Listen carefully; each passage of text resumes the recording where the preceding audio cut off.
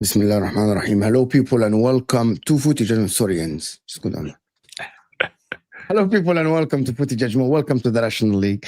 It's the first one after the game week 1 where Arsenal won 1-0 smash and grab at Old Trafford.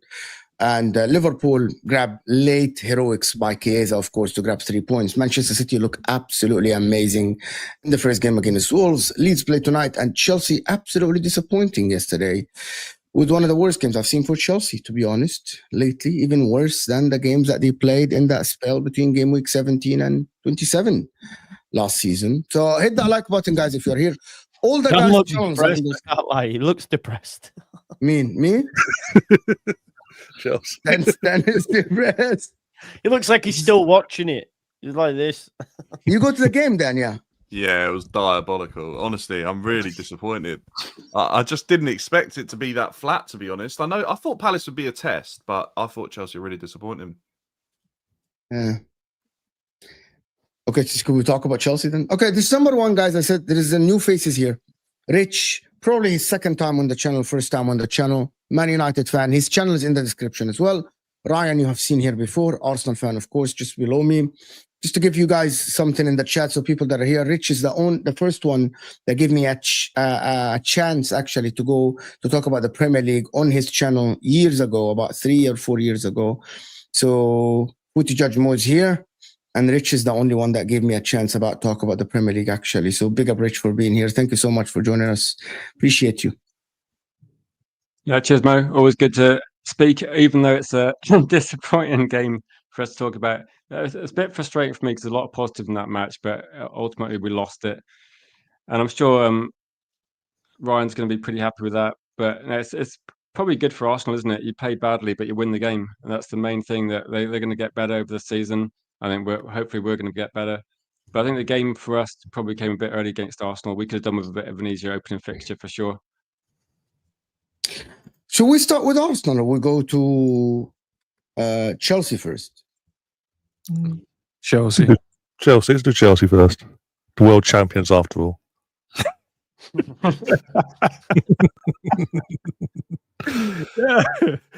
All I've heard for the last month, Mo, all I've heard for the last month is World Champions Day 35, World Champions Day 40. You're welcome, and all. So I'm great. You're not gonna judge them based on one game, though. No. I'm just taking great pleasure in the fact they didn't steamroll Palace, but they thought they would.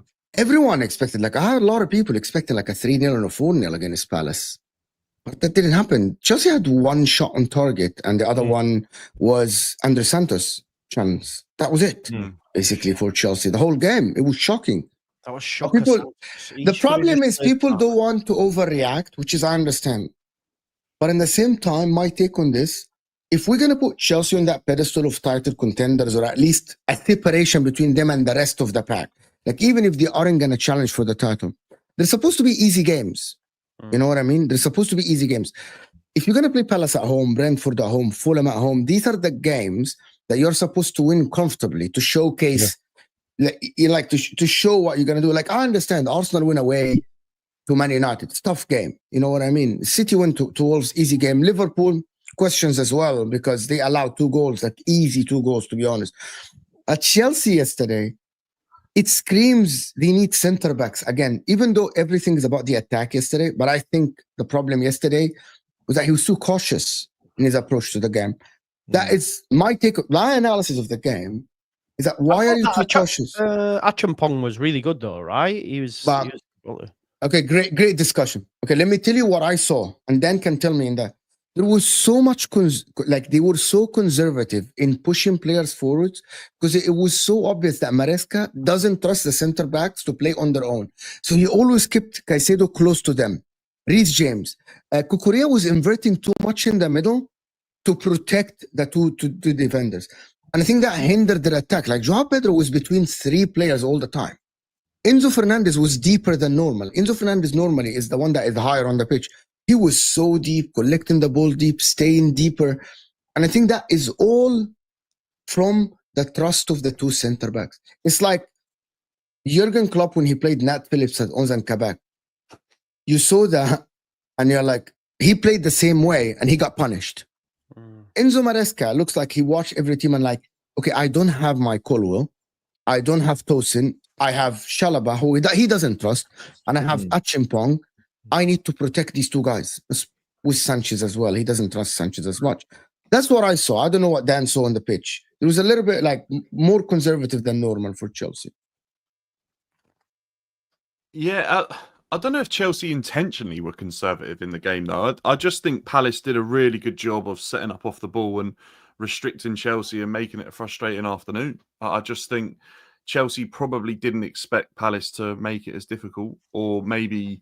Again, it's a question of new players gelling together, having to blend the squad in again. I'm not really sure, but I thought Palace off the ball made it really difficult. I thought Ismail Assar blocked the passing lane to Cucurella in the first half like unbelievably well, and that caused a real issue for Chelsea's build-up because obviously he inverts, Sarr blocked off the lane, Chelsea almost looked restricted coming out at times. I wasn't that impressed because I'd seen those issues happen to Chelsea, or those problems happen for Chelsea last season. And it's almost like Maresca didn't expect them to happen again because they didn't happen at the Club World Cup. Because I think the Premier League teams are probably more aware of how Chelsea are going to set up, how they're going to play.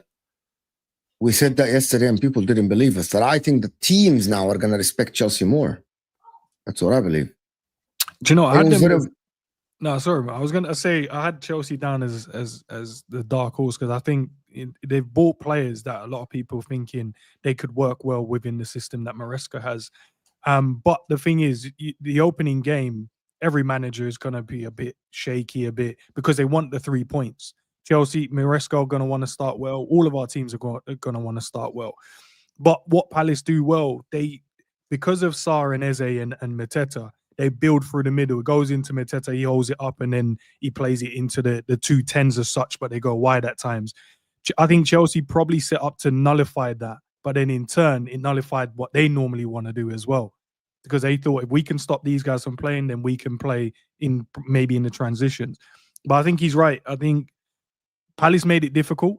And then Chelsea couldn't really figure out a way to kind of break them down. Because Palace defensively, I know the name Palace don't sound, high up there in terms of the Premier League teams, but they can play. They have got very good players as well. And I think at the moment, a lot of us, not us on the panel, but people around probably go, oh, these guys are just names. No, you look at the squad, you got Eze in there. Spurs won him, Arsenal won him. Sarr at one point was, wanted by Michael of Liverpool, but we didn't pull the trigger there. He's very good. Mateta has been linked to a few teams this summer as well. They've got Mark Gay as well at the back. So they've got players that can play football. and they got a system that works. They beat Man City in the FA Cup final. They beat us in the Charity Shield. So they're coming off the back of, you know, of 2 massive wins in their last 2 Premier League games or against Premier League opponents. So they went into this one full of confidence. But it's only one game. I'm sure Chelsea will figure it out. But let's kind of see, man. But my FPL took a hit because I put Pedro in there and he didn't do well. So can we just talk on FPL? Yeah. I 108 points. 108 points. 108 points. Bench boost. Still got 2 Leeds players to play. Top of all my leagues. Oh, you bench boosted first week. Yeah, you're top of all the leagues. Get it out of the way. Boom. And I've still got 2 Leeds players as well, so we're good, man. We're going to be top. I got 76. I think that's a respectable first week tally without a bench boost. Yeah, it's good. 108, man. That's what we. Love I that. tried this FPL. It's too much work, bro.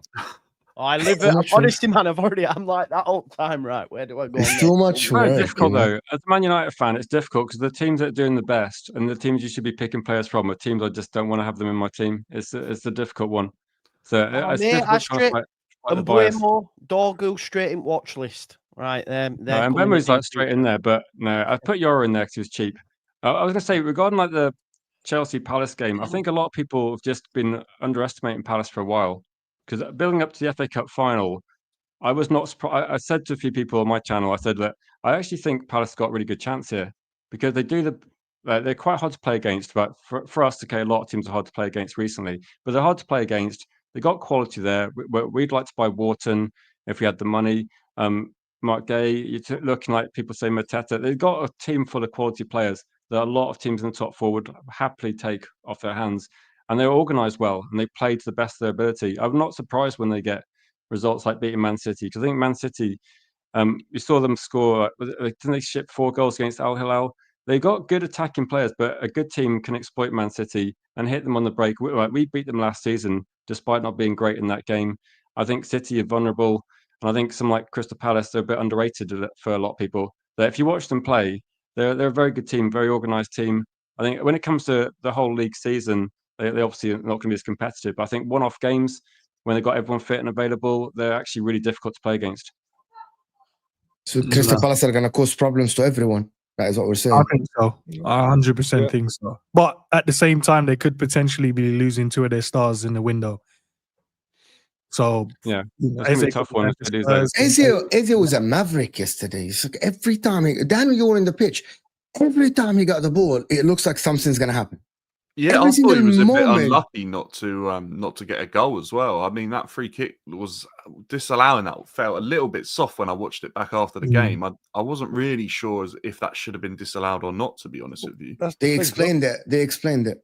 Well, this is the thing, though. This is apparently a rule that's been in place since 2019, but I've never seen it been implied. And then was it yesterday? But it's always been enforced. They always draw the line. Last year, there's images gone up since yesterday. 5 Premier League games from last season. One Bruno Fernandes against us and the 4 others or whatever, where the attacking player is near the defensive, literally on top of the defensive wall. The ball's gone in the net. The goal counted.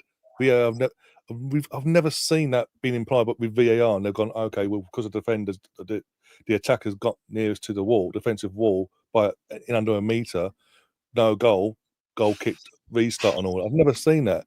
And it seemed because of the online detectives that Howard Webb got on the phone to the Sky and it was like, you need to push this rule out. You need to make sure that this is an old rule that we've done this, done that. It did seem harsh because there was nothing wrong with the free kick. The free kick was brilliant. If anything, it showed again the faulties of Chelsea in terms of the goalkeeper. Because the goalkeeper, any goalkeeper was supposed to be doing better. I can tell you right now, everyone that plays football knows exactly what I'm talking about. The law is you need the player 1 meter away, and because no, you don't. I guarantee every player. No one thought that free kick was going to be disallowed on the Chelsea's team. I didn't because I didn't see it. No one's aware of that rule. I don't think the players would have been aware of that rule in that moment as well. But yeah, I thought he had a really good performance. As I almost felt like when he got subbed off, it was like he was saying goodbye. Actually, I thought that was right. Yeah, the final. And he's gonna leave Palace to go to Spurs. It's very obvious today, actually, from the news. He's gonna go to Spurs. Very good signing for Spurs. For Chelsea, to be honest, I think they need centre backs, and if they don't sign centre backs, I don't think that the system is going to change. To be honest, that defensive structure, it looks okay, but it's not. I don't think that will last in the Premier League. To be honest, I think it will put them in big trouble. Actually, Yeah, but there were issues for Chelsea, obviously defensively, but also in front of goal, and they're issues that we had all last season. And obviously, if you buy new players, you hope that's going to rectify the issues. But I don't think we saw that in some of the attacking players who have looked really promising Club World Cup pre-season. I don't really think they added that. I actually thought Delap, when he come on, refreshed that sort of forward area, and I think he looks like a player that might actually work his way back into the team. That he kind of lost his position almost unfortunately just to João Pedro coming in. I thought Esteval looked like Chelsea's brightest spark yesterday, and he didn't even start. Obviously, Jamie Gitten's got the start, but I mean, I don't think he's quite ready yet for the Premier League of what I've seen so far, if I'm being perfectly honest. Another recruitment by Chelsea that doesn't look ready. He looked very good in the preseason, though. Yeah, early days. We've had a busy summer as well, so let's see where Chelsea are at after the international break, I think. More, can you speak on Robert Sanchez after the glazing you were giving him on Friday, saying, "Oh, they don't need to replace him. He's really good." It's because of the easy free kick. Yeah. I thought the game ended 0-0. Give over, man. Come on now. I think the game ended 0-0.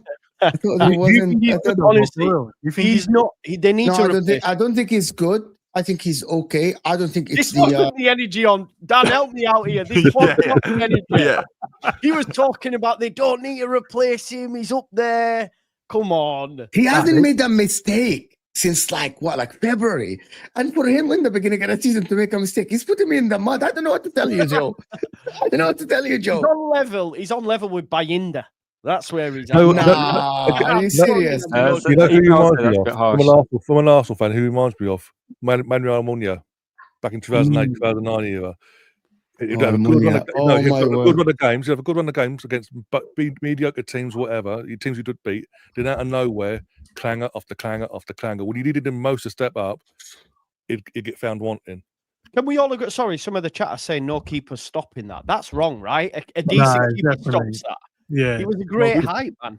We've got a goalkeeper, number 3, Tommy Setford from Ajax. We bought him last year. He would save that. Save that. Yeah, exactly. I actually have to say, by the way, it was very savable. Really quickly, I actually think there was a lot of praise for Petrovic on the show the other day as well. And he was shocking against Liverpool. Who was that? Really bad. He was bad. Was it? Yeah, he was bad. He was bad. He was. I think the worst goalkeeper is that, like, actually, I don't know. Like, for me, like, Sanchez made mistakes, but there are, like, buy-in there. Let's not forget, he also punched Mark Gay in the head and got away with it. Clean. Can I ask about this? I don't think they gave penalties for these last season. Last season, Gabriel, straight penalty. Yeah. Yellow card as well. No, I don't understand. Like, they didn't even check it. And I'm like, unless someone tells me that he touched the ball or something, did the ball hit his glove? No, because the Sky tried doing that as well over in the UK. So I don't understand why this is not even looked at. They showed the super slow-mo replay, and his entire fist connected with the head. What we've seen is the whole week 1, and we already have referee decision. Crazy, isn't it? Shocker there. Look at the Liverpool one on Friday night, man. When the handball by was it Senesi when he handballed? Yeah. Oh, that was crazy. That was so obvious. But apparently they changed the law about this. They said on NBC here, they changed the law again about a clear-cut opportunity versus a chance that can be created. He literally goes like that, though. Yeah. No, the thing about that, they said because the referee couldn't catch it and it's yellow card because it wasn't a clear-cut opportunity, he can go back. So they admitted he touched the ball, but they said we changed the law. It's too far from the goal. So it's bullshit, though, isn't it? Because if he doesn't do that, was it Ekatike? Ekatike is 1-on-1, yeah. Ekatike is 1-on-1, yeah. You know what I mean? Bro, they keep changing the law to make the game better, and they're making it worse. They're making it more complicated. That 8-second rule. Can we talk about the halftime interview as well? No disrespect. I mean, Odeegard was blowing out of his ass. Like, why are we even doing that? Let the guy go sit down, man. Let him go sit down. It's crazy that. He wasn't even concentrating on the interview. He wanted to whatever get out. That's pointless. That's so pointless. That's a time when you go in, take a breather, exactly, man. Notes I think it's great. No, it's not. I think it's great. I think it's great. Until you live in the States, that's all I'll say. I think awful, isn't it? Have some shame on the quorum, like, okay? Have some shame. NBA, but like the first quarter into an NBA. I don't watch NBA, but I think, to be honest with you, I hear you. I think it was great to hear the captain of Arsenal speaking at halftime about the game. Because he should be in there with his teammates. He should be in there with his teammates. And I get it. It took 2 minutes, Joe. Stop crying. It's 2 minutes, Joe. But it's 2 minutes. You know what I mean? It's very important 2 minutes in the title race coming into the season. It doesn't, bro. I know that they give them like 2-3 minutes to like calm down. I think it's great, especially if the team is like winning 1-0. They're struggling. They're under the push from Man United. I think it was fantastic to hear his thoughts about the game at halftime. But Mo, he's nearly giving away tactical stuff as well. Like he's telling them how they set up and how they were playing. But also, if you want to be individual players, that's fine. Do it on the pitch afterwards. Then home or away, do it on the pitch like they did at the end of the game with Ricardo and who was it? I can't remember. Maybe, but I think it's not that bad. Don't do it during the game. As you say, he wasn't concentrating. He wasn't focused, and let's say he almost gave away a few ideas. So you say. They should take the Elise response to interviews. Do you know what I mean? When he just no, that's all I would do. Exactly. Or Ben White, one answer. Yep. No. Okay. And people don't think that is. But anyway, well, moving on from Chelsea to the Man United versus Arsenal game. A lot of criticism to Arsenal, not a lot of criticism to Manchester United, actually.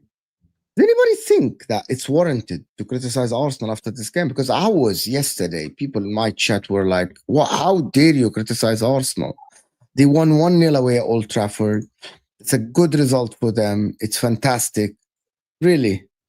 I mean, in the circumstances, you've got to remember, Mo, it's match day 1. You're going away to an old school rival in Manchester United. Their fans are going to be up for it because they're also, with the new signings, they're hoping for better from last year. They're looking and praying for new signs that there is life beyond what happened last year, that they can move on, they can get better. You have that into the equation. Obviously, we're a month. We've just seen Liverpool win 4-2 2 days prior. Man City win 4-0. We're meant to be amongst the teams shunning to the title. Pressure's on us even with the hardest game to go out and get the job done, get the 3 points. We didn't. Yeah, it was a bad performance. Don't get me wrong, but we got the 3 points. We got the goal, and in the end, in the second half, we decided to play to our strength and let them come at us and see if they could break us down. And you consider chances. I don't see what's wrong with that. The only issue is when it came to counter attack, certain players didn't want to pass to our striker, and obviously then he got blamed for having a stinker. But if you watch again on his, I think your attack got handled quite easily.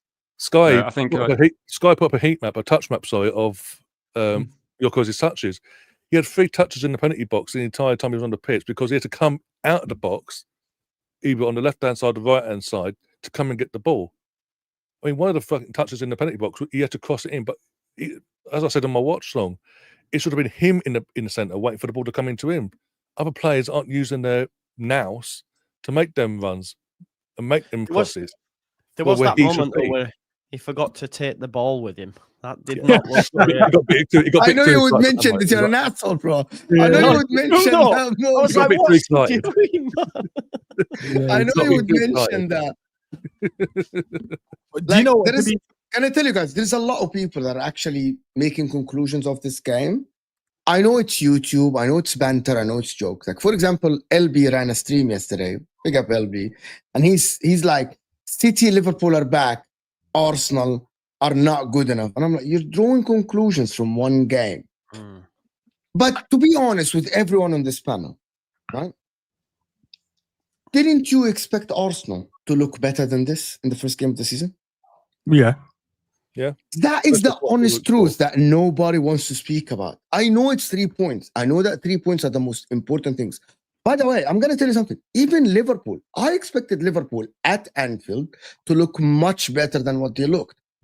Like, it took Liverpool a ricochet and a brilliant performance by Ekitike, individual performance, and a heroic by a player that is not even involved in the squad last season as much, to win a game. The midfield.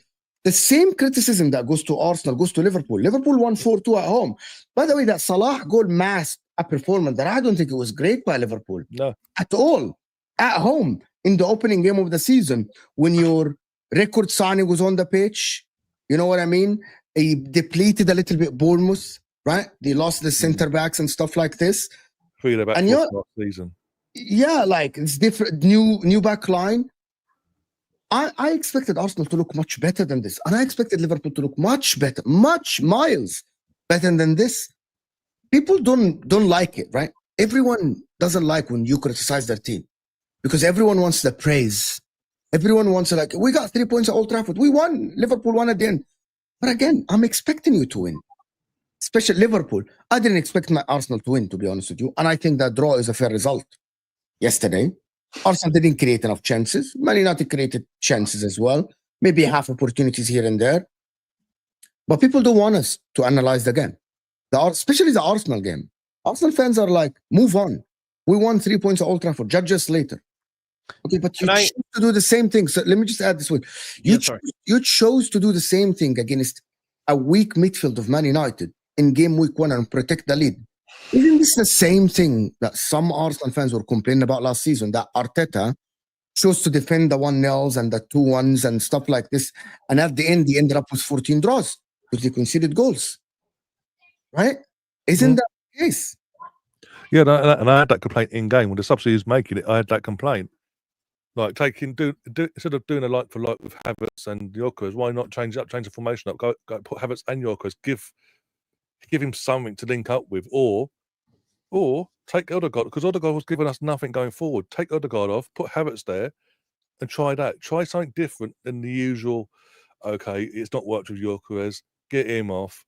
Put Havertz up top, and then 10 minutes later, Mika Moreno's on, and Mika Moreno's up top. He's like he literally just went, you know what? We're away from home. I've got a good record here. He purposely, and hence the subs really irks me. It was like as soon as I saw Lewis getting Timber on, I was like, yeah, he just wants to protect what we've got. He doesn't want to get the second goal.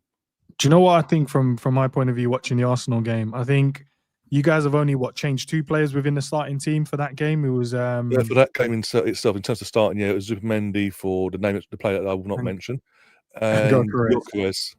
So you'd expect Arsenal to be in more of a balanced situation in terms of everyone kind of knows what they need to do. You've brought in someone to improve the midfield, which is fair, and then you've got a striker that we were told that he's going to go there and score goals for fun. So I think Arsenal, for one, has to get used to him. But the performance for me was low. Even though they got the win, I expected a better Arsenal. When they were on the ball, they were good, but they couldn't find. I thought Man United, maybe the tactical, the way they set up was really, really good to stop Arsenal from playing. But it looks to me, if you stop like what Arsenal were like before, if you stop Saka, you stop Arsenal. Because if he's not on it, Arsenal don't look good. And that's what I felt like how you guys were playing. And also the goal, that goal shouldn't have stood, if we're being honest. But our goal? Which one? The goal they scored. Give off. Come on, let's have it. Come on. For? He backed into the keeper and held his own. Come on. This is what I'm saying, the keeper's weak as piss, man. He slaps it in his own net. Lieber has literally stood there on the ground. He has not backed into him. He has not punched, elbowed him or nothing. I guess you're going to be biased. I hear it. But he has jumped in the air and flapped his hand at the ball. Yeah. So he doesn't even need Calafiori to put it in. He slapped it in his own net, man. Did Saliba touch his arm or not then? I was saying he did. I think he touched his arm, but it's light. I'll say from Man United perspective, when it happened, I'm looking at the goalkeeper thinking, you need to be stronger than that. Like if you remember a couple of years ago, I can't wait. Onana leveled a Wolves player to get through to the ball. Binder's standing there. I think Binder is not aware of what's happening. If anything, there's a foul on Mason Mount in the build-up where he's trying to take his shirt off. Yeah. And that's probably at that point in time, Onana should just be, Binder should be just pushing Sleeper out of the way, or someone should be clearing him out of the way. Like, you can't be facing the corner with that right in front of you. So he needs to be aware of his area, aware of the space, and actually make sure that player's just pushed out of the way. I just don't see why he's not doing that. I actually don't like that. I will say two things can be right at the same time, guys. Right? Binder was weak, was so weak At the same time, this is a foul, mate. Please, come on. It is definitely a foul. Bro. He's impeded. It's a foul, definitely. No, it's 100%. 100%. I'm gonna explain it to you. What are we doing? United, the second half, did the exact same. I will. foul. I'm gonna tell you the difference. Manchester I'm gonna tell you. United. Sorry, Manchester United did the exact same cross, and it's a foul as well. It's a foul as well. No, David Ray came out, was strong, and he punched the ball out. That has nothing to do with the foul. Let me explain to you what Arsenal used to do last season and the season before in corner kicks. They used to set up a block where the goalkeeper will hit them, so they hinder the goalkeeper from going. That is not a foul. It is not Arsenal's responsibility or the opposition's responsibility to move out of the way. But now it's going into the other direction. Man United did it as well. Because now, instead of you standing to block the goalkeeper, you're pushing the goalkeeper. I want you to think about it in the hold on. I want you to think about it in the middle of the pitch. Someone is going for the ball, jumping for the ball, weak or not weak, and someone is going to their body instead of actually going for the ball. You would think 10 times out of 10 this will be called a foul, right? 100%. That happened to. By the way, I'm just going to tell you that happened to Timber. Timber was going for the ball and Mason Mount went for his body. The referee right away was the free kick because Mount did not block him. He went for the body. That is what people need to. This needs to be called fouls because why we're moving now into the realm of people grabbing arms, pushing goalkeepers. Bro, please put it on. I wish we could show it. He barely touches him. What are we doing here? It doesn't matter, guys. It doesn't matter. I am telling you, there is a different Joe, you're not listening. Joe, you're not listening. It's different. Even against Inter Milan, you are going mental. No, I'm not. Going mental. I'm not. I'm very consistent. This is crazy. I'm very consistent with this, and I've been very consistent.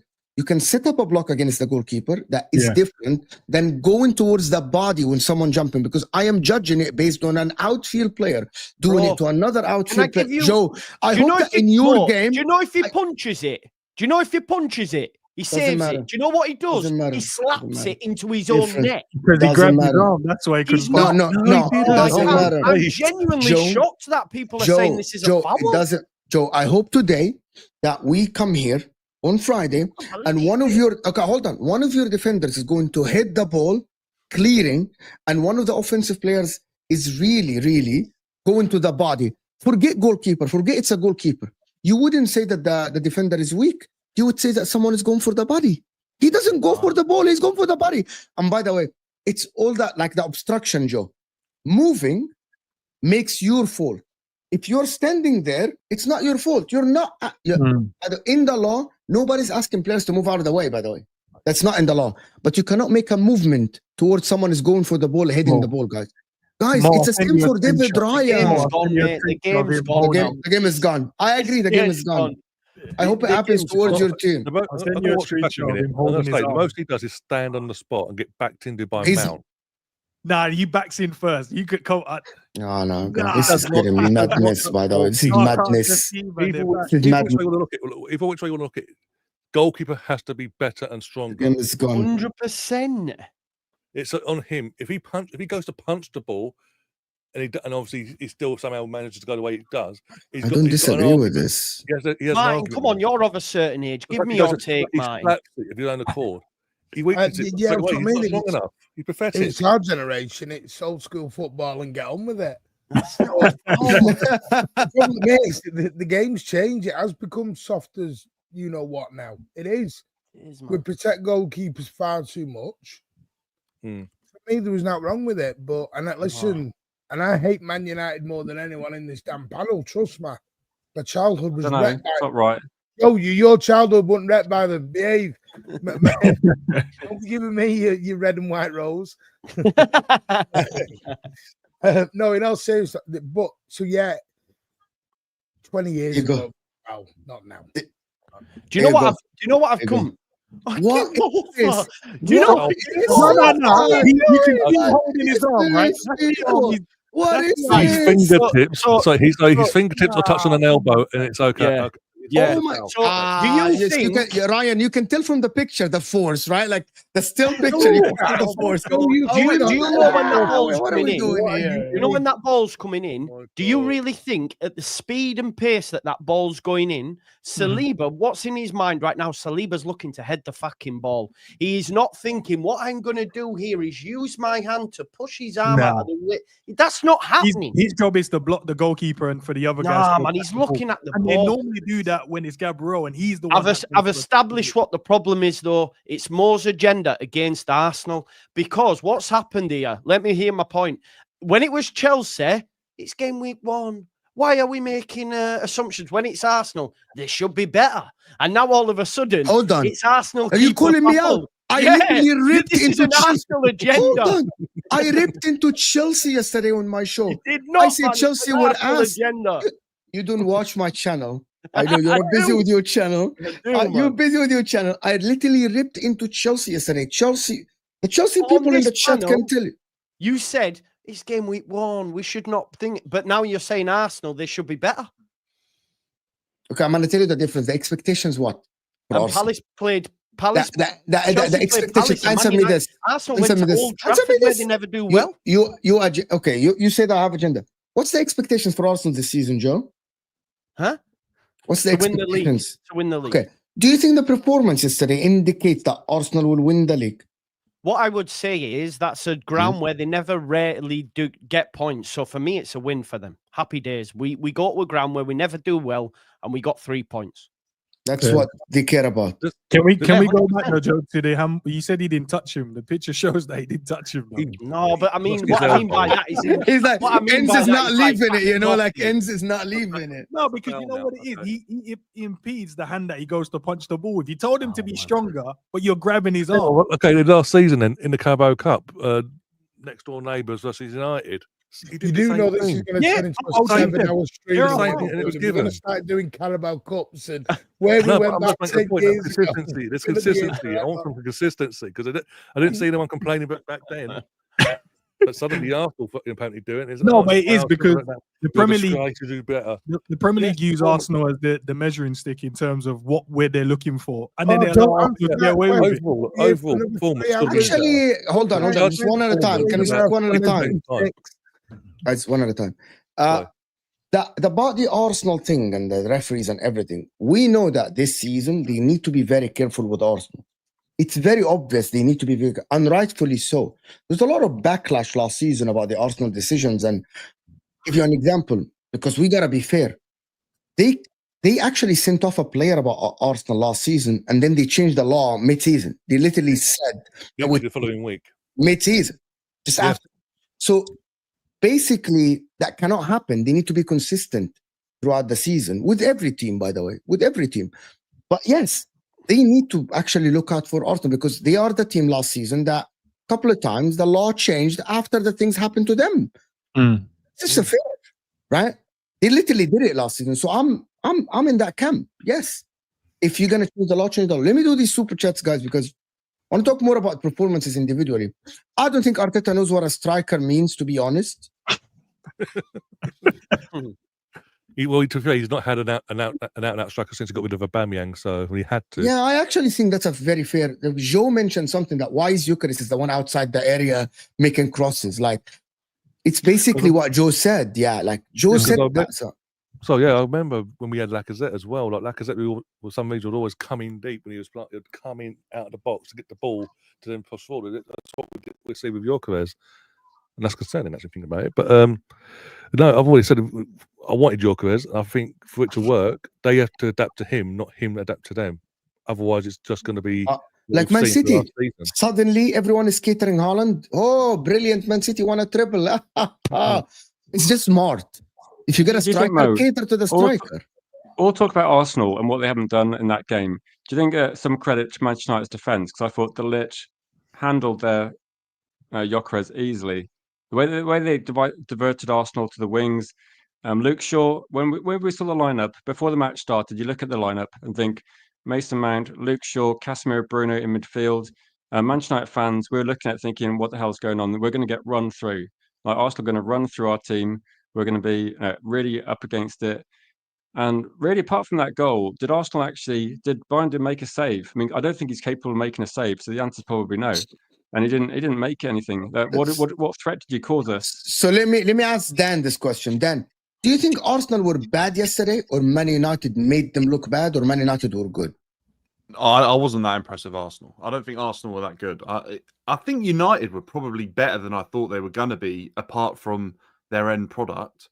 But United were at such a lower level last season that they had to do something better than that. And I think Amorim got some of his system over to the players over the summer, because I don't think he did a very good job last season of doing that. And I was more impressed with what I saw from United yesterday. I still think they've got a huge issue in front of goal, and I worry about their midfield a little bit. I still think there's something else needed there. When I saw the starting lineup yesterday, I was actually a little bit concerned that Amorim had gone with a couple of those players, but I mean, he's not really got much more of an option, to be honest with you. So I think they need to do something in the market there. To be honest with you, I think they're targeting the wrong player. I'm going to ask you this then.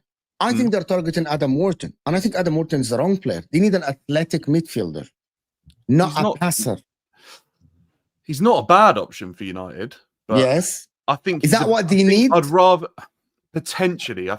have him in the team than Casemiro. That's for sure. I think I would just rather. But I think Adam Wharton and Bruno Fernandes, again, lack of athletic. Adam Wharton is not athletic. I think if you bring in an Adam Wharton, you've slowly got. I said this earlier on in the summer. I actually think Bruno causes more problems for that Man United system than he almost is worth at times, because I think they've added goals, they've added potential assists now in the players that they've recruited over the summer. I don't see Bruno being an ideal sort of 8 or 6 in that midfield. I just don't see it. Whatever Amorim's going to ask him to do throughout the season, I don't really think that's his role. I don't think he's ever been that type of player. Yeah, but probably. I'm not sure. Joe, change resistant. Can I do the super chat? Okay? Can I just add to this midfield point just quickly? Because I want to get the Man United fans' thoughts on it. Are you going to have to sell Kobe Mainoo? Because when's he going to play? When's he going to play? I think with Mainoo, for me, if you want to judge Ruben Amorim, I think how he gets the best out of Mainoo's got to be the way you judge him, because Mainoo came through 2 years ago, probably our best player on our team, like as an academy player coming through, looked exceptional. Everything that he did, like playing for England, looked great.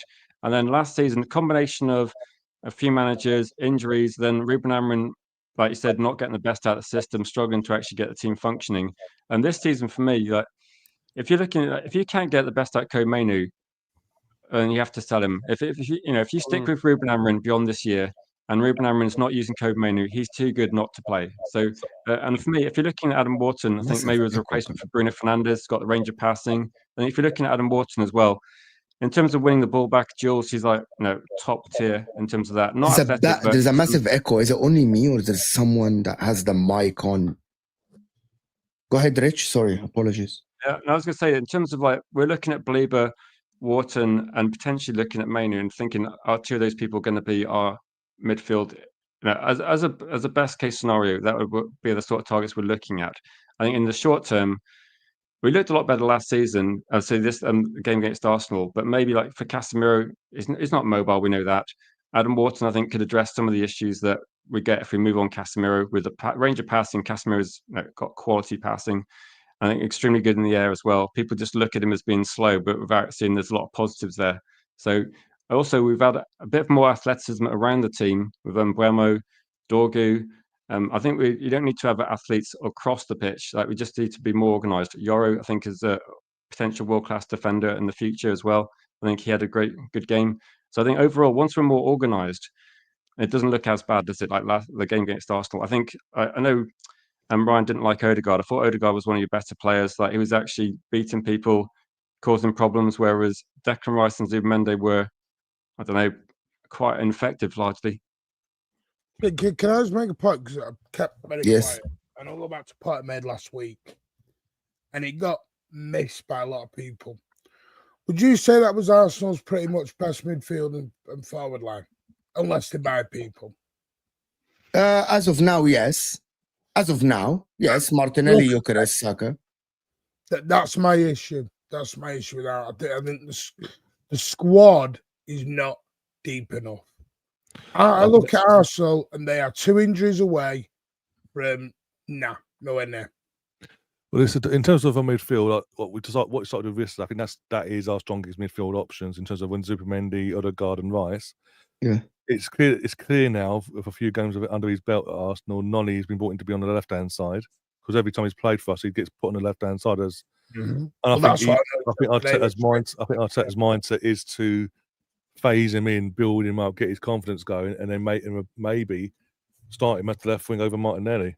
Because Martinelli's just offering us nothing still. He just runs into dark alleys over and over again. And that's going back to the Odeegard, what Rich said there. My main issue with Odeegard yesterday was there's a few times where he progressed with the ball.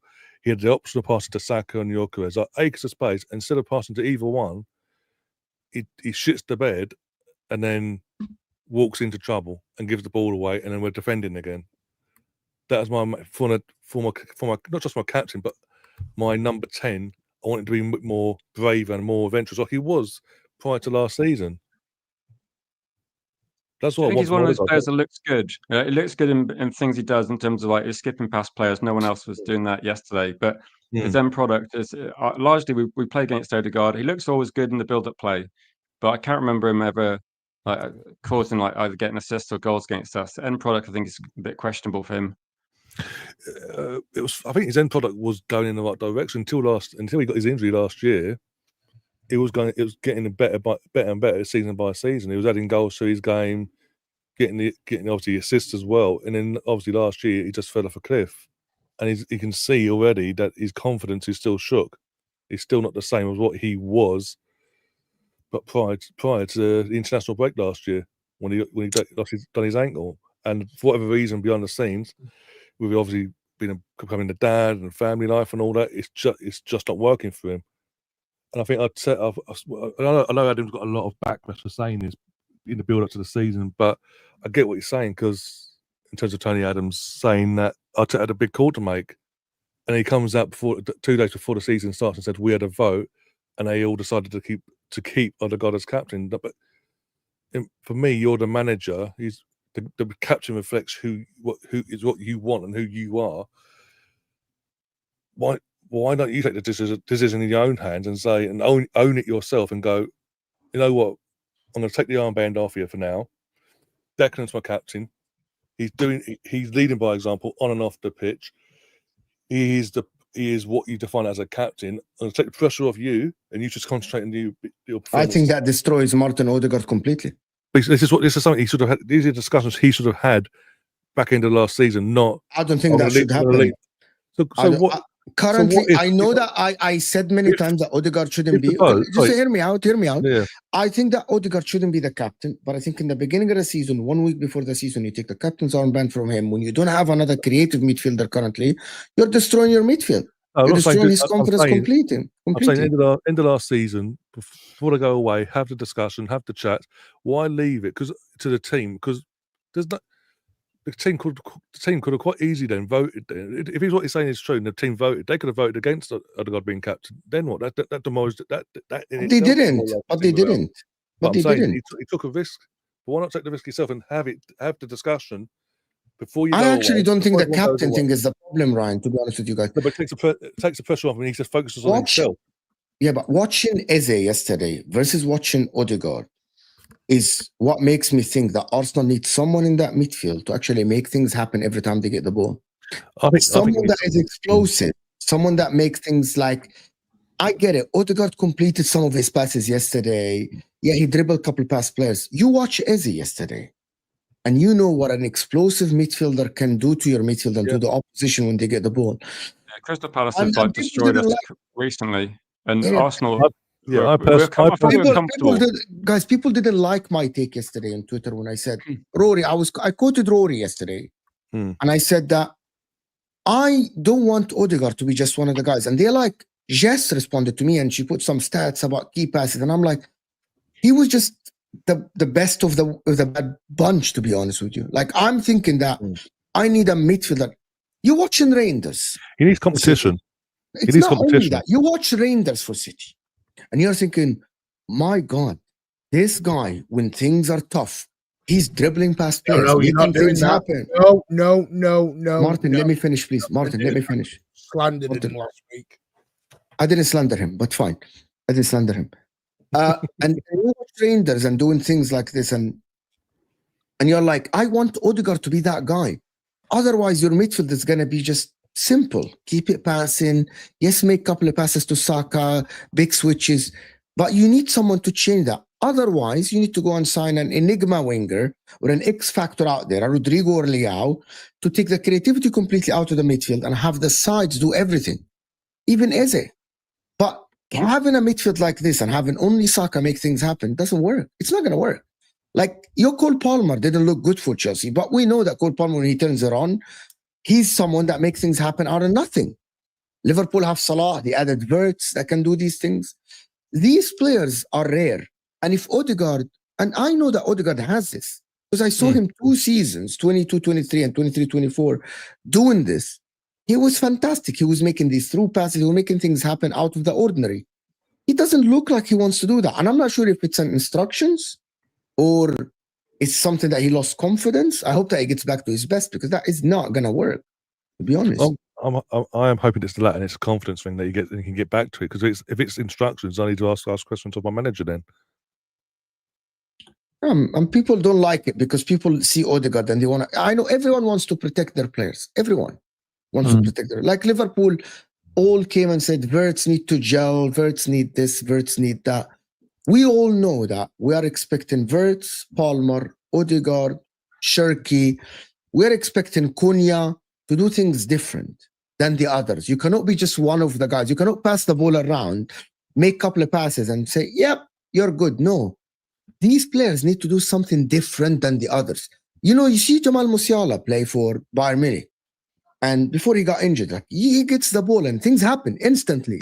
You know what I mean? These players that make things up, Salah for Liverpool, things happen instantly. And I'm not saying that Odeegard need to be Salah, but come on now, like just yesterday, he was just okay again, okay, not different.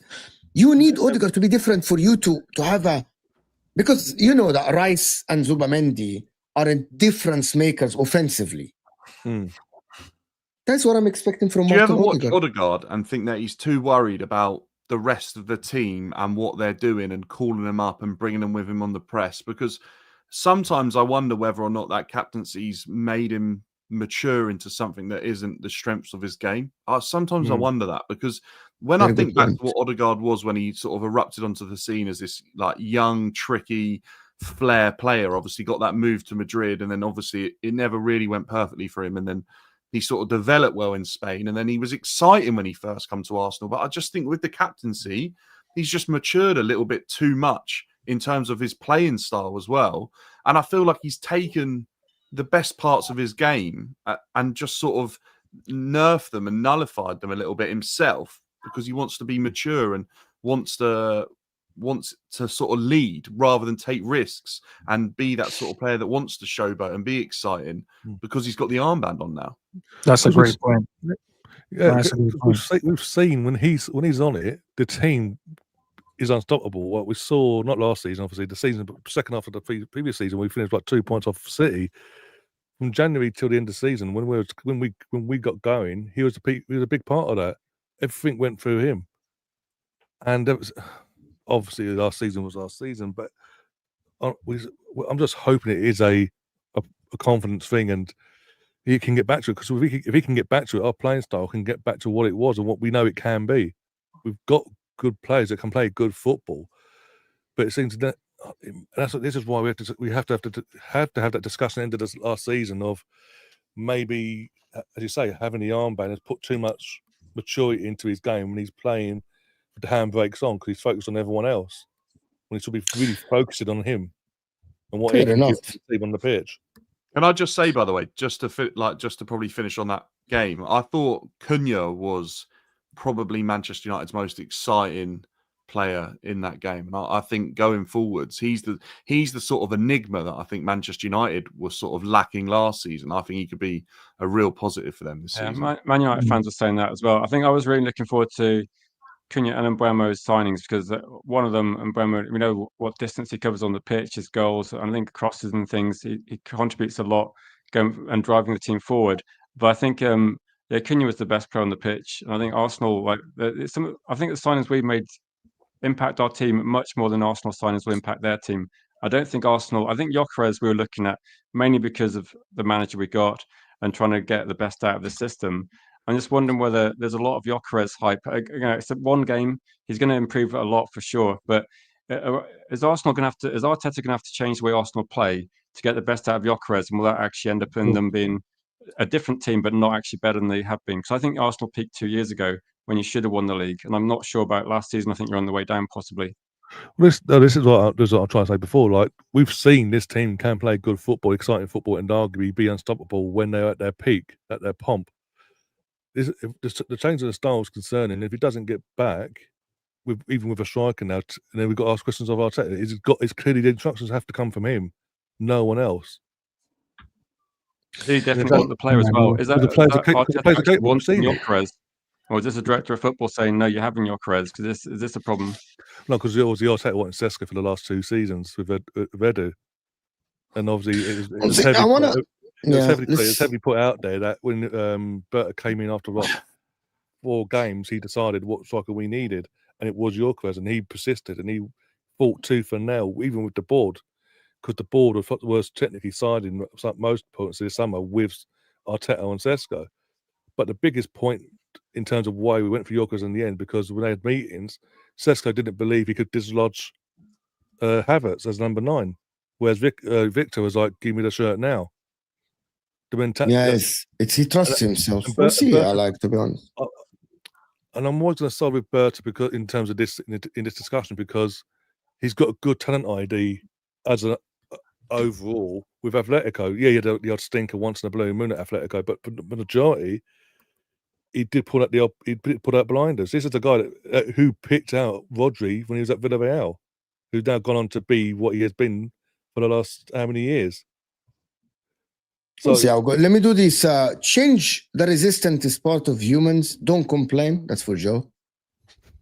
He always complains. He's that guy. He always complain about change. Okay.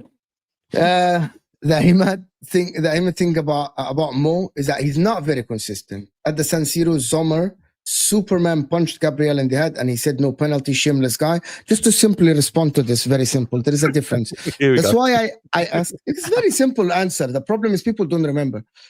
If the ball touches the goalkeeper's gloves, that means it took a deflection of his hand. He's going for the ball. If the goalkeeper doesn't touch the ball, it's a penalty. And at that time, the ball went off Gabriel's head, Sommer's hand, and then it went for a corner. The referee missed the corner, but they couldn't call it back. But they looked in VAR and they saw the ball touched. That's why the first thing I asked, did the ball touch the goalkeeper's hand or not? I asked, did it touch Sanchez or not? And they said no. That's why I said it's a penalty. See, I'm very consistent. The game is gone, and then the man from Uncle saying the game is back after we agreed that 100%. One thing on the game being gone that I've got to ask what the panel think. What do you think of the halftime interviews? Because I'm not sure I like earlier. Then you missed that conversation earlier. Oh, really? That's why the change. It's me and Joe disagree, and then Joe's like, "No, don't you?" And I'm like, "I thought it was right." brilliant. I think that's when I like that. Did you like it, Dan? Nah, I didn't. I didn't actually. Thank you. No. Thank you. I think it's going to become like so pointless that it'll become worthless asking questions because they'll give generic answers to give. Yeah. That's what will happen. I was saying to Mo, if you watch NBA, they do a first quarter interview, and the questions are so pointless that even the coaches like taking part of them, they just give stupid answers because they don't want to be doing it. That's what I think. I think it'll become irrelevant quite soon. Yeah, they need to ask the losing team. I think. Ask the losing team players. I think that's. They did actually say something about touchline interviews. If you're interviewing someone that's like really annoyed about being substituted, that might be a more interesting interview. Yeah. But the halftime ones are just a bit. Didn't I hear as well? A part of these rules these new changes this year that there is going to be touchline interviews during the game Yeah, that's what it said. Paying out with subs. Yeah. That would be crazy if they did that. And they're only allowed, I think clubs are only allowed like 3 refusals a season. And other than that, they have to comply. If I was Arsenal, I would send Ben White. But there's guys, you guys don't understand. That's why the Premier League is making more money. They are trying to make more money for the clubs. That's what they're trying to do. They don't need more money. It's ridiculous. They don't need more money. Just change the rules and they'll spend the money. Mason Mount's hand wrapped around his waist, so no penalty. Well, that's the point. You're all talking about nah, it's not a penalty. All this talk about Mason Mount's got his shirt removed pretty much from that. Mendy wrapping his arms around him and trying to rugby tackle. Was that it? You said that the goalkeeper needs to be stronger. It's Saliba and Mason Mount. But no. It's the same incident. You said the goalkeeper needs to be stronger. At the same moment. You're saying it's the foul on the goalkeeper. Mendy's been rugby tackled to the floor. So it should be a penalty. No, he's not. Come on. No, he was. He literally was. My man here is saying, Dark Community is saying, I'm so late to the party and watch from the beginning. People overlooking that this is a solid, well-drilled Palace team that had a full preseason and beat City and Liverpool in cup finals. Patience. I'll be honest. I thought Palace would do well yesterday. I thought Palace, because of the confidence of the FA Cup and then obviously beating Liverpool last week, and then holding the grudge against UEFA with what's gone on with them behind the scenes there, I thought that I would turn up yesterday with or without Eze, put a performance in and ask questions. I didn't think it would be that strong. There will be. That was the point that was made, though, wasn't it? That people sort of were going to sort of wait and see how Chelsea develop. I think that was the point that was made. I think he might have jumped the gun there. I think it was said right near the end of that conversation.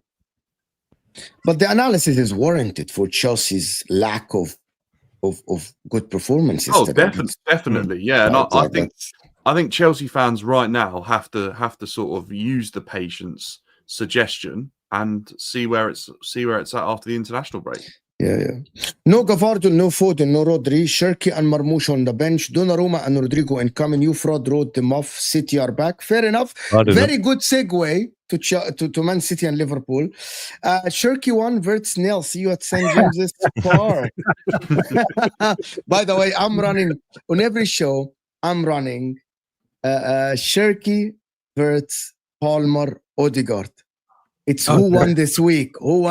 And clearly Shirky won. Yeah. Clearly Shirky won. It's match day one. Okay. Because he scored. Yeah, I get it. Yeah. It's not he scored. Did you see? It's not just because he scored. It's not he scored. Audacious. Like, oh my gosh. You're serious? Shirky came on the pitch for like 7 minutes or like 10 minutes, and oh my word, the back heels. And I know it's easier, but I know it's easier to play when you're 3-0 up. Moment. It was this whole performance. He come on for like 10 minutes and has got a 20-minute highlight reel. Is that good? Yes. Like, it was that good. Like, yeah, but I gotta be honest. Dan, I gotta be honest. But don't you think it's because it's different? He came on at 3-0. The team is already good. He'll do that. He'll do that against teams that give him the space to do it. I think. Oh, okay. Fair enough. There'll be games where he will be stifled and he'll find it really tough. But if you give him space, I think he'll do that. That's just how he plays.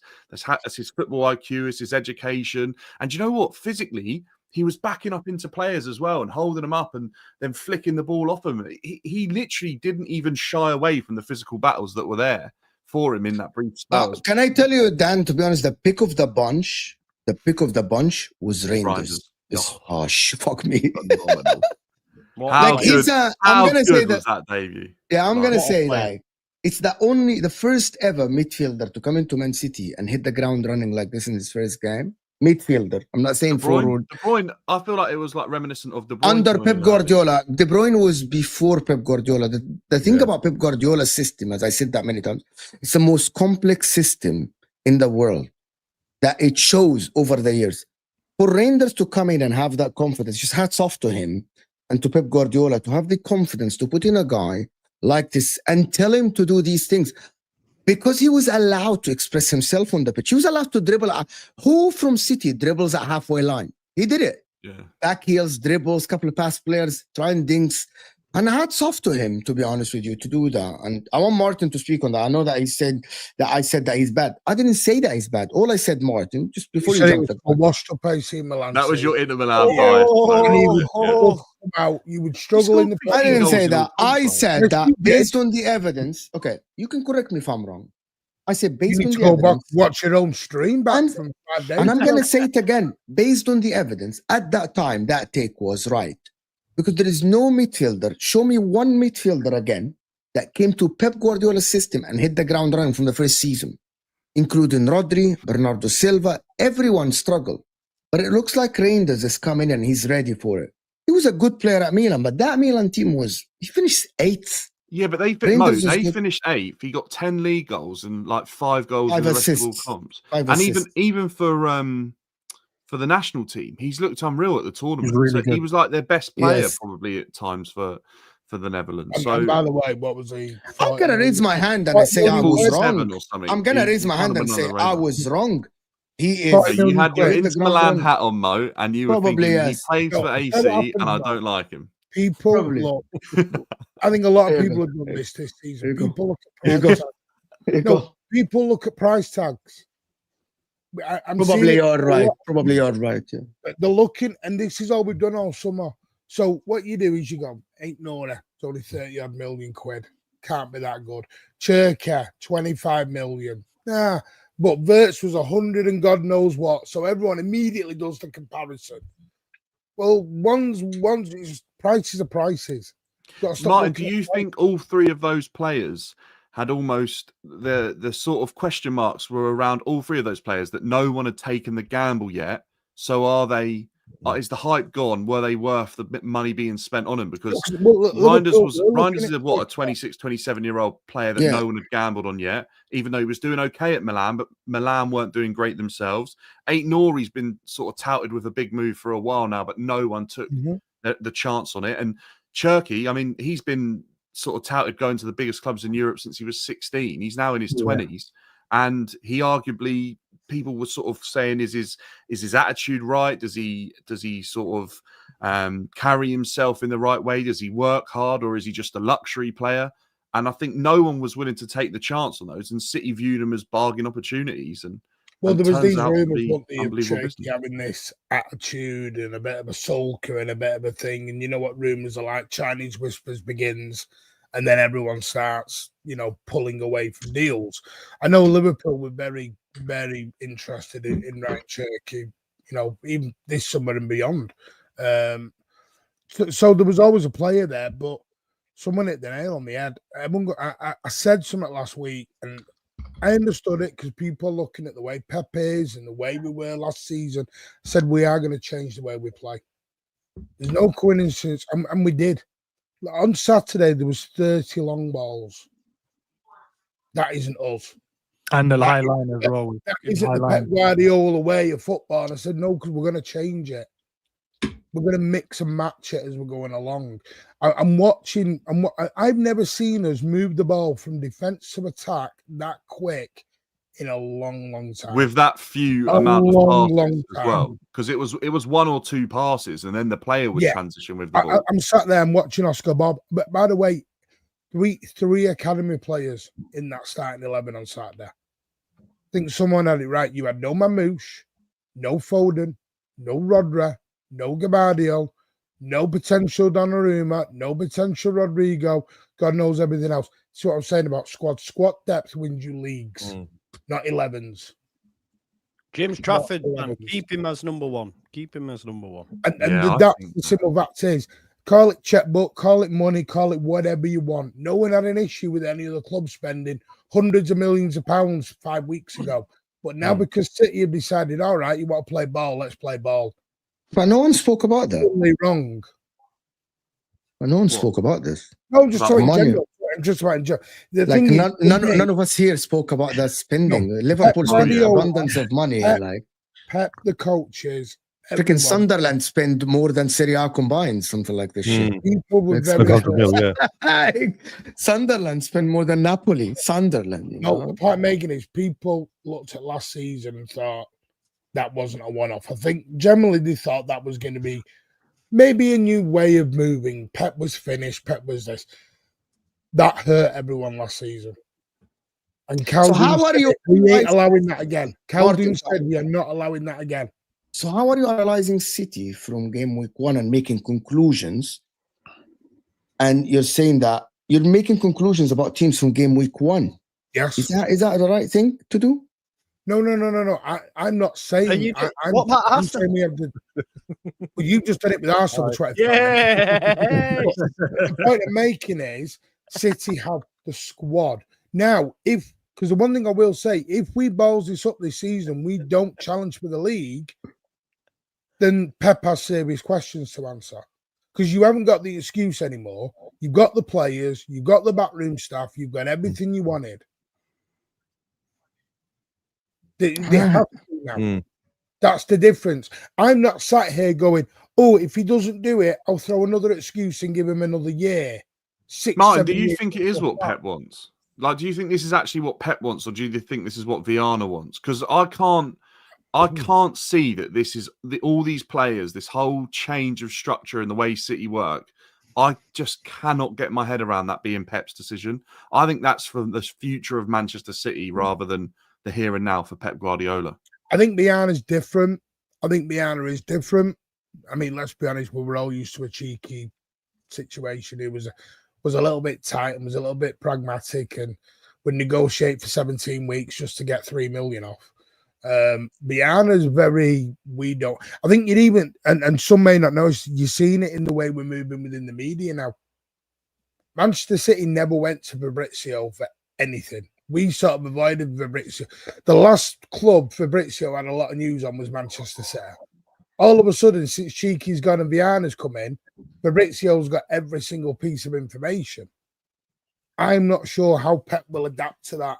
Pep's lost his best friend in Cheeky. Is this Viana putting his stamp on Pep's head of saying, I'm in charge here, we don't have a relationship? I don't know. I think it's a great question, Dan, because it's a question that has been asked by many City fans. How long's Pep got left? What, this season and next season, hasn't he? Yes. 2 years. Yeah, 2027. 2027. Yeah. Some will say. What about Martin? You're looking at this. What about Liverpool? I think Liverpool again. I've said I think it will be City pool this year. So sorry for the loving and why? I think how are people assuming this because of game week 1? Like why? History. Because it's for the majority of the last 6-7 years. Yeah, but Martin, Arsenal finished second 3 years in a row. Like that City pool was 5 years ago, guys. If you count this season, that's 4th year. City pool was 2021. I think it's more so to do with Arsenal haven't got over the line yet in any competition with this squad. How many points did City finish behind Arsenal last season? Gone. Yeah, but you know the City fought 3. Yeah, but you know what happened? You do know City had more wins than Arsenal last season. Arsenal gave up at the end. They couldn't have given up. Arsenal definitely gave up at the end of last season. They have to. Arsenal focused on the Champions League. Look at the lineup. Look at how they played at the end. Look at the the reaction from the media for Arsenal drawing games or losing games. Nobody cared. All they cared about from March. Okay, if the board cared about the league, they would have gone and signed the striker. Didn't Arsenal drop 13 points or something in the last 10 games? Yeah. No, we're not gonna. So I'm not gonna. This is not up for debate. It's not up for debate. Liverpool and Arsenal literally, like, they gave up on someone chasing the other. Liverpool knew by March they're winning the league. Arsenal knew there is no chance we're winning this league. And there is no chance of us dropping out of the top 4. It was in the media. It was everywhere. And that was really given. The lineup. This weekend as they well. They played second fiddle. They started. I know Arsenal weren't great this weekend, but I think Arsenal probably had the tougher game out of, if you said those 3 are going to be like the favourites to win the league. I don't think Bournemouth or Wolves are fantastic tests for Liverpool and City. I think Bournemouth looked very poor, and I think Liverpool got through them with ease at times. Even though Semenyo had something to say about it, I don't think the rest of the Bournemouth team was that good. And I think Wolves looked well off it. And I think as much as you can praise some of the performances for both teams, and they look really good and they do look sharp, and I'm sure they will be there, I don't think they're two teams that I would be judging the level of my side against currently. I think we saw Newcastle get a tough test against Villa. Arsenal played a better Man United side than what we saw in pre-season. I think Chelsea played a really solid Palace team that I think are all better tests than what Wolves and Bournemouth will prove to be this season. I hear it. Look, they've added some quality players, and I respect that. But we're talking about a team that still finished 15th last season. Like you say that they're not Man United. Yeah, but United looked better than Bournemouth, who finished higher than that last season yesterday at the weekend. Absolutely. Bournemouth lose 3 of their defenders. Yeah, but you're judging it off of that. If you step into it beforehand, you wouldn't. I think you can see by watching the games that the tougher tests weren't Wolves and Bournemouth at the weekend. They just weren't. They weren't at it. Whether or not they had to that's what I was saying earlier. That's what I was asking about Arsenal's best midfield. Was it their best attack? City went out there and had a whole spine of their team not there. This is what I mean by squads. Arsenal basically played their best forward line. In terms of our depth and attack, we need backup to sack. If Noni's if what I'm saying is what we're seeing, it's very strange. If Noni going to be left, who's the backup for Saka again? That's what I'm saying, Mo. He'll do both. He'll do. Noni will do both. Do both. Yeah, Noni has been bought in. Noni's been bought in probably for 50 million, just to be 25 million pound wingers. Guys, just want to. Dan, what are you saying? I was just saying that they probably paid that premium for Noni at 50 million because they believe they're getting 2 wingers there for the price of one. They got a guy that's comfortable to play on both sides. I believe it's actually better to judge Man City and Liverpool based on the next game versus Newcastle away, which is, I believe, by the way, Newcastle without Isak. And looking at Manchester United and how they played, I think that Newcastle, I know it's a hostile stadium, but so is Old Trafford. I will judge Liverpool next game, and I will see how Liverpool play. Like United looked better than Wolves and Bournemouth this weekend, didn't they? And Newcastle and Aston Villa. No, I don't. I think Newcastle and Villa. That was a tough game. That's two sides that don't want to drop points. They know how important they're going to be this season. 2 good managers. I think that's a tougher test. Yeah, but Man United, I thought that Man United gave way more trouble to Arsenal than what Bournemouth did for Liverpool, to be honest with you. I thought Man United were very well drilled. And that's why I asked the question, is it because Arsenal had... Hang on. Last week we were on here doing predictions. Who's going to win the league? Who's going to do this? Who's going to do that? Said Liverpool. We've gone into game week 1 and it's only game week 1. So what was we doing predictions for the week before then? Because we're getting excited, man. It's the buzz. The Premier League's back. I got it. Not do that. Not now. I actually said that. 1 week predictions next week. I actually said that the most likely outcome was a draw between Arsenal and Man United. And Arsenal won the game. You know what? It's 3 points. Nobody's gonna remember this at the end of the season. 3 points. The thing about it is that Arsenal performance was not good. City's performance was better. Liverpool performance, by the way, I know that Liverpool dominated position, created chances and everything. But Liverpool were playing Bournemouth at home. Yeah. I'm expecting Liverpool to win the game. Are we saying Liverpool didn't play well and we still scored 4 goals? Defensively, you look vulnerable. I will say that you do look vulnerable at the moment. If we're saying this is the team that's not ready yet and still able to score 4 goals, I'm all right. I think it's just a bit. I'm all right with that. First, I can take 7 of my first team out and we still win 4-0. I'm all right with that. Thanks very much in game week 1. Yeah, the one that played very well. Sorry, you're talking about true test. Obviously, they cost Liverpool. Obviously, they've got City got Tottenham coming down. Their jinx on Saturday afternoon. Not in. Is it at the Etihad? Yeah, he had. Don't matter, to be fair. Spurs normally does well against them, man. Yeah, at the Etihad, Tottenham love. No, yeah, they don't. They normally do it. Thing last year was more of a fluke. It was more of a one-off. I'll tell you what, Spurs actually look good as well at the weekend. They look really good.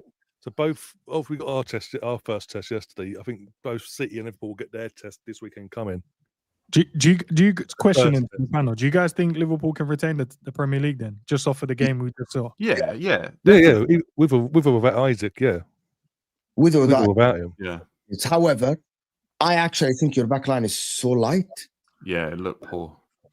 It's very light. But Mo, the other thing that I find hilarious, and it's not, by the way, I don't mean you. I mean, this is what we do. We go back to what suits our level, where we are, where our debate is. So, for example, just said Tottenham beat City last season. Well, they didn't. The last time City actually played Tottenham, we beat them. I didn't say That's that. been forgotten about. What we're saying is they seem to turn up for some reason. No matter how bad they are, Tottenham in that time, they seem to turn up and give you a game. They didn't turn up 5 months ago when we beat them. I don't think. By the way, I don't think Spurs will beat City at the Etihad. By the way, I think Man City will win. Focus on according to Big Ange, they focus on the Europa, so that's Big Ange's and this is so obviously a different Spurs side than what we saw at any time over the last 2 seasons. That you can see that how they set up against PSG. PSG didn't get a shot off for the first 70 minutes in that game. They looked very good at the weekend. You got Richarlison looking like he's had a breath of fresh air. They look like a different side. I think Paulinho will be a really astute signing for them as well, because I think they lacked a player like that last season at times to come in, break up the play.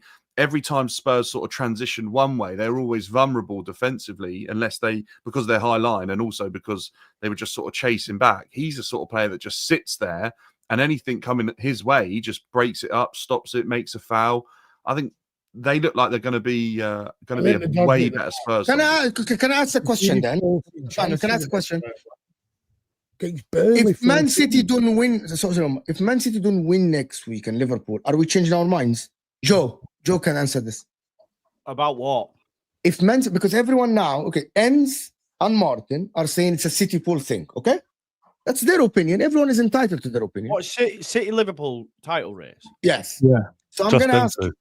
Okay, so I'm going to ask you, if City don't win or Liverpool don't win, are we changing our opinion based on that game?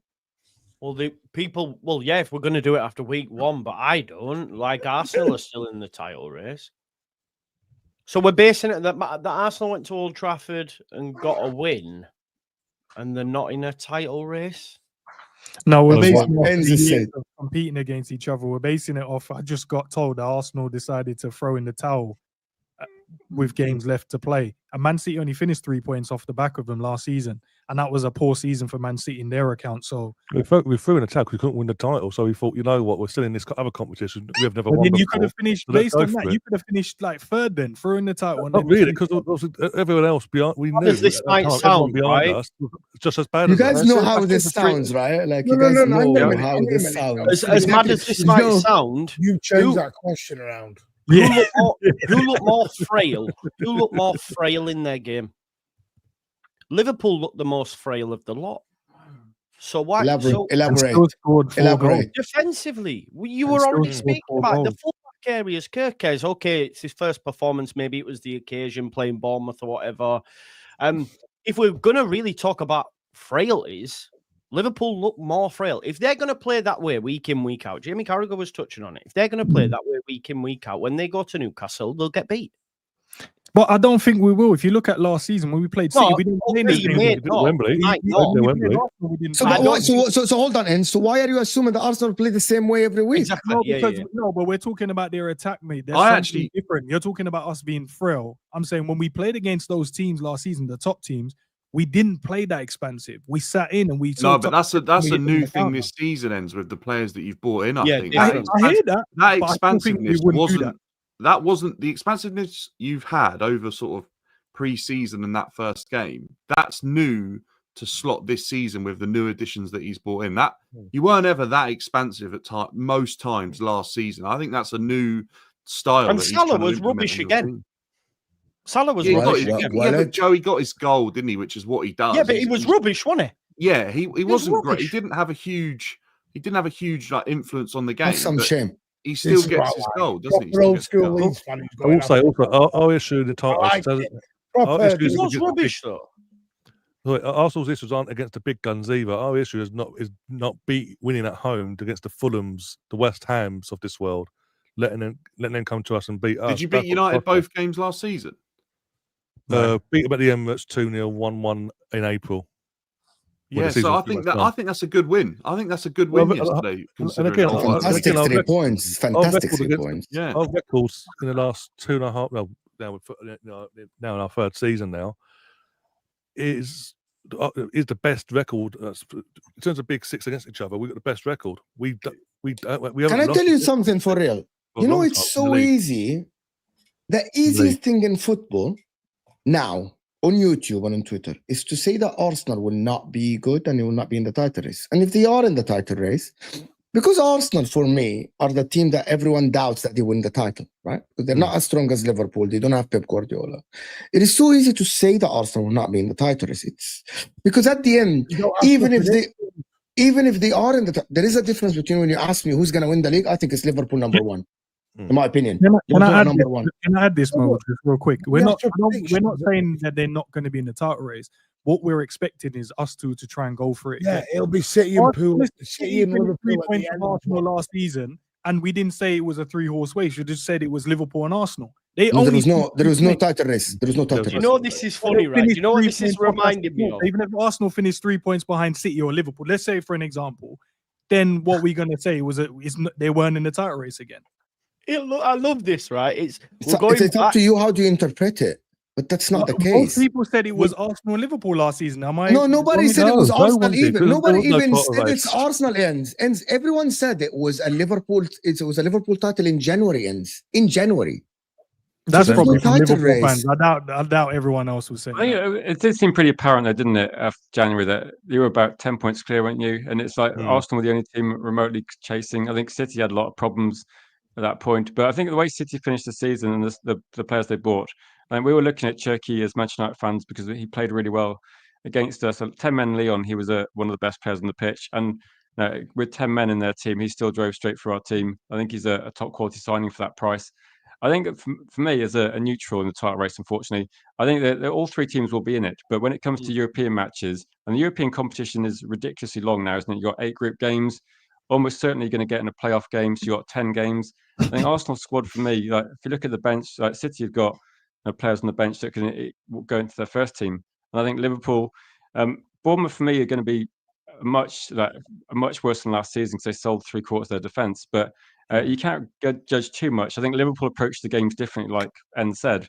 They know against Bournemouth, you may as well play an open game, attack them, because Bournemouth, we beat them 4-0 in pre-season. They looked absolutely trash. And compared with, like, this is a team that's beaten us 3-0 on multiple occasions over the last couple of years. So we're well aware of Bournemouth, but I think they look nowhere near the level. But again, what can you do with Liverpool? Semenyo has like a fantastic game. It happens sometimes. Like, not many people run from the halfway line and score against you. It just happens sometimes in those games. But I think Liverpool, when they had to regroup, they just finished them off and they did what they had to do. And I think that it just shows that on an off day they still scored 4 goals. It's not the end of the world, is it? Mo, can I say for me, it's consistency. Like last week, I'm on air and City were written off by nearly everyone.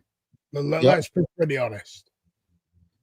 But opinions change when we watch the teams. Yeah, we win 4-0, and it's only game week 1. So Manchester City are not going to go 1 win in 14 again this season. We finished 3 points behind Arsenal with 1 win in 14. We ain't gonna go 1 win in 14. Because we lost multiple points in terms of 13, 14 draws in the league because from winning positions because we couldn't finish off games. Do you realise what 1 in 14 is? Do you know what 1 win in 14 is and what? Yes, I know, but I'm just saying we also got points. No, don't be doing that. Don't be doing that. We also got points as well. Arsenal dropped off. They did drop off. That's a fact. We decided, as soon as the draw was made for the Champions League quarter final, we decided that's the trophy we can go for, unlike the league, because the league was pretty much done because Liverpool won it by December. So in January, Arsenal threw the title. Bottled it. Arsenal threw the title 100%. Did you believe what Arteta? You believe what Arteta said and all this shit? The only one. We were here. We were here doing the National League, and Arteta was talking about over my dead body and all this shit, and all of us were like, "Yeah, he threw it." He just we're going back to pre-23-24 when Liverpool and City were like, "Oh, we're so great at the table together." Oh, that's what's happening. Lovely rivalry. Let me do the super chat. What you're doing is excuse. I can't. Be on Netflix. Hold on, guys. I can't wait for guys. I need to do super chat because I gotta go. I actually can't wait for next weekend to see how the reaction will be when Liverpool play Newcastle and Man City play Spurs. I can't wait. I know what Joe's doing. If Arsenal smash getting his Northwest rivalries in here, like he's doing it. I grew up to revive with Arsenal Man United, and basically that hatred's still there to this day. Liverpool Man City's best friends hold hands. Yeah. Bench players: Shirky 1, World Class, Verts 0. This is gonna run every week, guys. I don't believe in that. Last time we played that bad was Leeds away 22-23. I remember that game. Who was that? Sorry? Arsenal. Didn't they play you? They were so bad against you in 22-23. Was it 1-1? Yes. You remember that game? Yeah, I do. Yeah, I remember. Should have been. Yeah. Reinders and Semenyo, player of the week by a mile. I think Reinders and Semenyo as well.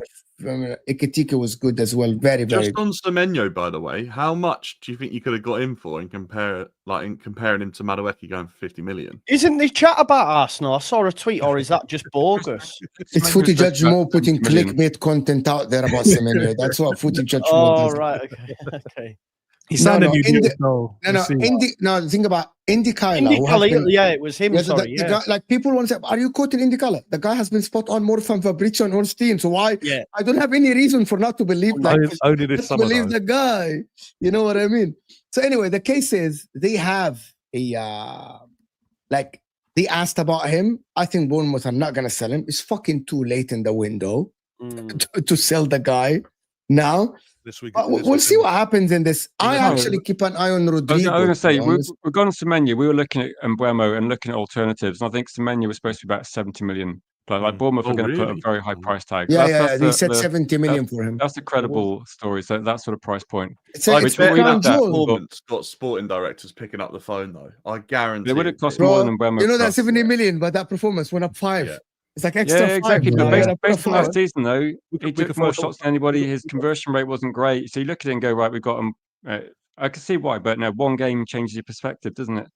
We've got a couple of players we need to get rid of. Offer some money. Arsenal goal was the draw.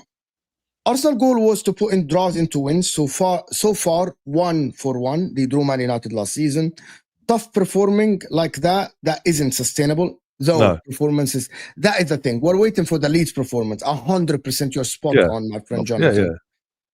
By the way, Mo, Arsenal are 2 points plus of last season. We move. All right, then. We're doing this game. I love this game. 2 points closer. How far I love this game. You know, like every single week. Have you seen Gay and Balagay's latest tweet? I don't know who that is, but fine. Balagay's Spanish media guy. Yeah. What about him? What did he say? Manchester City have decided Semenyo is to stay. That kills any possibility of Rodrigo joining City. Oh, okay. Then fork the money out. Thank you. Yeah, okay. By the way, coming into the game, I had no expectations of performance. We have played well once at Old Trafford in 22-23 and we lost 3-1. Leeds is where our judges. Fair enough, which is what we are saying. Arteta against United, 12 games, 8 wins, 2 draws, 2 L's. Yeah, he has a very good performance. Very, very good performance. But listen, I'm going to thank everyone that is here. But before we go on, Joe is his first Premier League watch-along in years. So tonight, all of us have to check in Joe Football Show. Guys, I'm going to be tuning into that. I will be in the chat. So you guys better be in the chat for sure for this when they get beat at home at Ellen Road by Everton, of course, today. And we see his tears. Of course, that would be absolutely fantastic. We win. We win 2-0. We win 2-0. Does anybody know that I hate Everton? One of the most clubs I hate in the Premier League. Like, I really want Everton. I've been for years. I've been asking for Everton to go down. And every year they escape.